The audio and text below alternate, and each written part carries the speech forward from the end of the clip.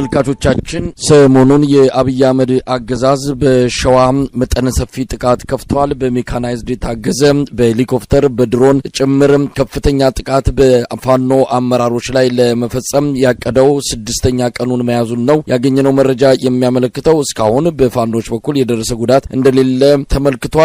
ነገር ግን በርካታ ሰላማዊ ዜጎች እንደተገደሉ ነው የአማራ ፋኖ ብሔራዊ ንቅናቄ ባወጣው መግለጫ የጠቀሰው። ኔትወርክ በማጥፋት መብራትና ማንኛውንም ግንኙነት በማቋረጥ በቀጠናው ያለውን አጠቃላይ ሁኔታ ለመቆጣጠር ከፍተኛ የሆነ ጥቃት የፈጸመው የአብይ አህመድ አገዛዝ በአንጻሩ ኪሳራ እየገጠመው እንዳለም ነው ባገኘነው መረጃ ላይ ተመለከተው።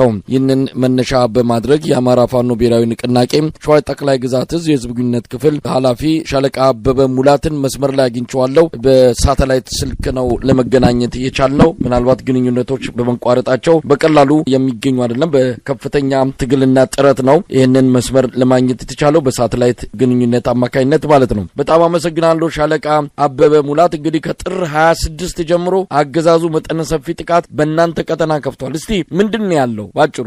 አመሰግናለሁ ጋዜጠኛ መሳይ። በቅድሚያ የህዝባችንን ሰቆቃ ለዓለም አቀፍ ማህበረሰቡ ለማድረስ ስልኬን በስንት በመከራ አፈላልገህ ስላገኘኸኝና በሚዲያ እንድቀርብ ስላደረከኝ በታላቁ የአማራ ህዝብ እየተጨፈጨፈ ባለው ታላቁ የአማራ ህዝብና በአማራ ፋኖ ብሔራዊ ንቅናቄ ስም በዚህ ትግል ጀግኖች ሰማዕታት ስም ላቅ ያለ ምስጋናን እያቀረብኩ ወደ ዝርዝር አልፋለሁኝ ማለት ነው። እንግዲህ የአማራ ፋኖ ብሔራዊ ንቅናቄ የተቋም ምስረታ ከተደረገ በኋላ አንድነታችን ከተበሰረ በኋላ የአንድነታችን መበሰር ትልቅ ራስ ምታት የሆነበት የብልጽግናው ስርዓት በህዝባችን ላይ ከፍተኛ የሆነ ወከባ፣ ከፍተኛ የሆነ ኢሰብአዊ ድርጊቶችን፣ ከፍተኛ የሆነ ጭፍጨፋ እያደረገ ያለበት ሁኔታ ነው ያለ በተለያዩ ቦታዎች ላይ። በተለይም ደግሞ በሸዋ ጠቅላይ ግዛት በርካታ ቦታዎች ላይ በከባድ መሳሪያ በማህበረሰባችን ላይ ጥቃት እየፈጸመ ሀብት ንብረት እያወደመ ያለበት ሁኔታ ነው ያለ። እንደው ለአብነት እንኳን መጥቀስ ብንችል ከጥር 26 ጀምሮ 2018 ዓ.ም እስከ የካቲት 2 2018 ዓ.ም ድረስ እየተደረገ ያለ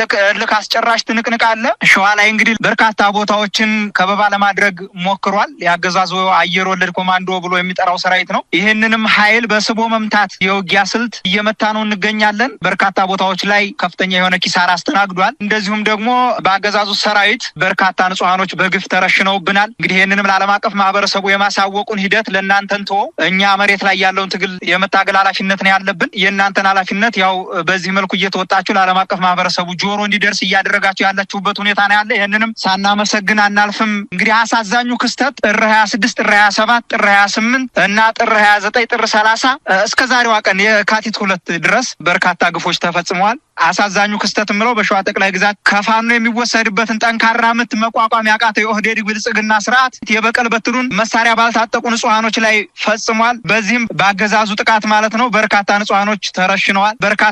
የበርካታ ንጹሃኖች ሀብት ንብረት ወድሟል። በርካታ ንጹሃኖች ምንም ከዚህ ጋር ተያያዥነት የሌላቸው ንጹሃኖች ደግሞ ታግተው በአገዛዙ ሰራዊት ተወስደዋል። ይህንንም የተደረገው በአርሶ አምባ ዘንቦ፣ በይፋት አውራጃ ኤፍራታና ግድም ወረዳ አርሶ አምባ ዘንቦ፣ ግንብ፣ ቀወት፣ ወክፈሌ የሚባሉ ቦታዎች ላይ እንዲሁም ባሽ እነዚህ ቦታዎች ላይ ተንቀሳቅሷል። በርካታ የሆኑ ንጹሃኖችን አፍሶ ወስዷል ማለት ነው። እነዚህ ብቻ አይደሉም፣ ሙሉ ሸዋ ላይ ነው ይሄንን እያደረገ ያለው። ለአብነት ጠቀስኳቸው እንጂ በበርካታ ቦታዎች ላይ በሸዋ ምንጃር አውራጃ፣ ተጉለትና ቡልጋ፣ መራቤት አውራጃ እንዲሁም በጅሩ ቀጠና ላይ እንደዚሁ በርካታ ፈሳዎች አሉ። ጠላት ተቆጣጥሮ በሚያስተዳድራቸው ውስን ቦታዎች ላይ ያሉ ማህበረሰቦች የዕለት ተዕለት ክንውናቸው ነው የዕለት ተዕለት ህይወት እንቅስቃሴያቸውን እንኳን በአግባቡ እየተንቀሳቀሱ እንዳልሆነ ነው መረጃው ያለን። በርካታ ንጹሃኖች ታፍሰው ወዴት እንደሚወሰዱም በማይታወቅበት ሁኔታ እንዳሉ ነው መረጃው ያለን። እኛ በተቆጣጠርናቸው ቦታዎች ላይ ግን በአጋጣሚ ኃይል አድርጎ ሰብሮ እንኳን በገባባቸው ቦታዎች ላይ ንጹሃኖች ተረሽነዋል። ከርሸና የተረፉት ደግሞ ታፍሰው ተወስደዋል ማለት ነው። ሌላው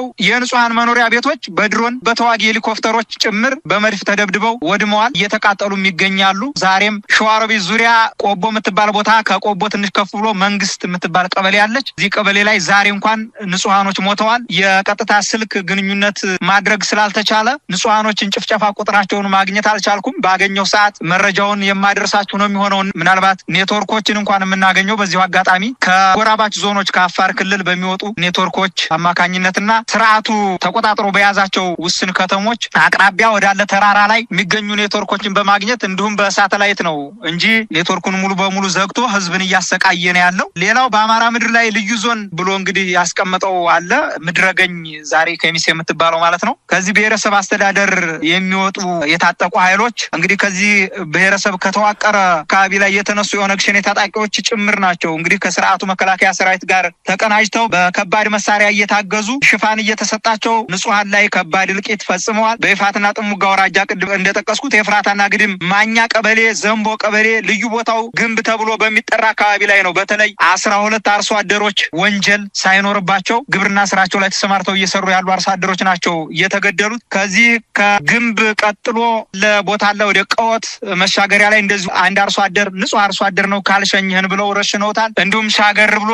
በወክፈሌ እንደዚሁ አንድ ንጹሃን አርሶ አደር ገለዋል። በአጠቃላይ 14 ንጹሃን አርሶ አደሮች በዚህ ሰሞን ብቻ ተገለዋል። የዛሬውን ሳይጨምር ነው የካቲት 2ቱን ሳይጨምር ነው ይሄንን አሃዝም ነግርህ። የ14ቱ አርሶ አደሮች አስክሬን ጥር 29 2018 ዓ.ም በአንድ ቤተክርስቲያን ውስጥ ስርዓተ ቀብራቸው ማለት የ12ቱ አርሶ አደሮች በአንድ ቤተክርስቲያን ውስጥ ስርዓተ ቀብራቸው ሲካሄድ የሁለቱ አርሶ አደሮች ደግሞ በየሞቱበት አካባቢ ስርዓተ ቀብራቸው ተፈጽሟል ማለት ነው። ከፋኖ በሚወሰድበት እርምጃ ከባድ ኪሳራን እየተከናነበ ያለው አገዛዙ በሸዋ ላይ የኔትወርክና የመብራት አገልግሎቶችን በማቋረጥ በተደጋጋሚ ማለት ነው በርካታ ቦታዎች ላይ የመብራትና የኔትወርክ አገልግሎቶችን በማቋረጥ እንግዲህ ከኬሚሴ ምድረገኝ ከልዩ ዞኑ ማለት ነው የኦነግ ሸኔ ታጣቂዎችን በማስገባት ሌሎች ሲቪሊያኖችንም ጭምር በማስገባት ከመከላከያ ሰራዊቱ ጋር አቀናጅቶ በንጹሃን ላይ በቀል ጭፍጨፋ ፈጽሟል። ይሄ በተደጋጋሚ የተደረገ ክስተት ነው። ይሄንን የዓለም አቀፍ ማህበረሰቡ ደንብ ሊገነዘበው ይገባልና ኔትወርክና መብራት ውሃን እያቋረጡ እያጠፉ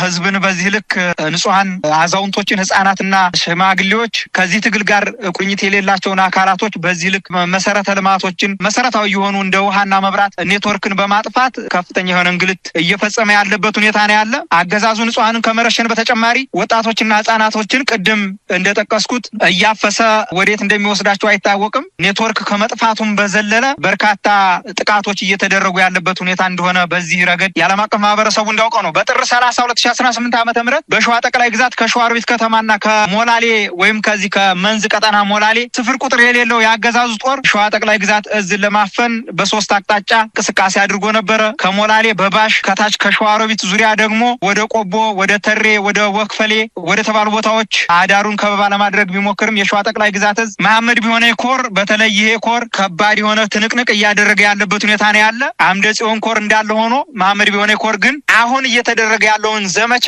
በከባድ ሁኔታ በመመከት መልሶ ማጥቃት በማድረግ በመከላከል ማህበረሰቡንም በመጠበቅ መራሮቹንም በመጠበቅ ረገድ የአንበሳውን ድርሻ ወስዶ ከጠላት ጋር ትንቅንቅ እያደረገ ያለበት ሁኔታ ነው ያለ። ሻለቃ አበበ እንግዲህ ቀደም ሲል በአገዛዙ የሚፈጸሙትን ግፎች በሰላማዊ ዜጎች ላይ እየተደረጉ ያሉትን ጥቃቶች በዝርዝር ገልጻል። እንግዲህ ወደፊት በምስልም በተደገፈ መልኩ ዓለም አቀፉ ማህበረሰብ ጉዳዩን ትኩረት እንዲሰጥ የሚያስችሉ መረጃዎችን አጠናቅራችሁ እንደምትልኩልን ተስፋ እናደርጋለን። እንደው አገዛዙ ያለ የሌላ ኃይሉን ነው ይዞ የገባው። ዋና ተልእኮ ፋኖ አመራሮች ላይ ከተቻለ መያዝ ካልተቻለ ደግሞ መግደል፣ እንደነዚህ አይነት ተልእኮዎችን ወስዶ ነው ለ11ኛ ጊዜ ዘመቻ ከፍቶ የገባው። በተለይ ሸዋ ላይ እናንተ አካባቢ ያለው አጠቃላይ እንቅስቃሴ አገዛዙ ቦታ መቆጣጠር ወይም ደግሞ እናንተን ማጥፋት ብቻ ሳይሆን ሰላማዊ ዜጎችም ከእንግዲህ በዛ አካባቢ ተቃውሞ እንዳይከሰት መንግስት ላይ የሚያኮርፍ እንኳን እንዳይኖር መቀጣጫ በሚል ነው ከፍተኛ ጥቃት እየፈጸመ ያለው። በአንጻሩ ኪሳራም ደርሶበታል። በቪዲዮ የተደገፉ መረጃዎችን እያየን ነው። ብዙ ወታደሮች እየተማረኩበት ነው። እንደዚሁም የቆሰሉ ወታደሮቹ በሄሊኮፕተር ተጭነው ወደ ተለያዩ የሕክምና ተቋማት ሲወሰዱም እንዲሁ የሚገልጹ መረጃዎች ወጥተዋል። እስቲ በአገዛዙ ላይ የደረሰው ኪሳራ እንዴት ታዩታላችሁ? ተልእኮ ተሳክቶለታል ወይ? እንግዲህ 6 ቀን ነው። ብዙ ጥቃቶችን የፈጸመው ብዙ ምልልሶችን አድርጓል። በሄሊኮፕተርም በድሮንም በተለያየ መንገድ ምን ያገኘው ስኬት አለ? ያገኘው ስኬት እንኳን የለም። ምናልባት በእጅጉ ኪሳራ ከመከናነብ ኪሳራውን ተሸክሞ ከመመለስ በዘለለ ያገኘው ውጤት የለም። እንዳልከው ሸዋ ላይ በርካታ አለኝ የሚለውን ኤሊት ፎርስ አስገብቶ ከዚህ በፊት ብዙ ሙከራዎችን በማድረግ ረገድ ሞክሯል። ግን ደግሞ የተሳካለት ነገር የለም። አሁንም በተመሳሳይ አለኝ የሚለውን ኤሊት ፎርስ አዳር ጭምር እያጓዘ ከፍተኛ የሆነ ውጊያ ለማድረግ ሞክሯል። አንዲትም ጠብ ያለ ውሃ ያነሳ ስራ አልሰራም። ምናልባት በገባበት ሁሉ ሁሉ በርካታ ወታደሮቹን እያጣ ነው የተመለሰው። በተለይ የዛሬውን እንኳን ጠቀስ ባደርግልህ ንጹሃኖች ላይ ከፍተኛ የሆነ ድብደባ እያደረገ ያለበት ምክንያቱ ትናንትናና በቀደም ዕለት በከፍተኛ ሁኔታ በርካታ ሰራዊቱን አጥቷል። ይሄንን ሰራዊት ሬሳ እንኳን በአግባቡ አፈር ያላለበሰበት ሁኔታ ነበር ያለ። በተለይ በዚህ በሸዋሮቢት ዙሪያ በደረሰበት ከባድ ኪሳራ ከባድ ምት ሬሳውን እንኳን በአግባቡ ስላልሰበሰበ ያንን ለመሰብሰብ ነው አጸፋዊ እርምጃው በንጹሃኖች ላይ እየሆነ ያለው። በንጹሃኖች ላይ አጸፋዊ እርምጃ እያደረገ ያለና አፈሳ እያደረገ ያለበት ትልቁ ምክንያት ይሄንን ኪሳራ መሰረት በማድረግ በብስጭት ነው እና ሸዋ ላይ በከባድ ሁኔታ አለኝ የሚለውን አሰማርቶ በተደጋጋሚ ጥቃት ያደረገበት ዋነኛ ምክንያቱ ሸዋ የትግሉ የስበት ማዕከል እንደሆነ ይታወቃል። በተለይ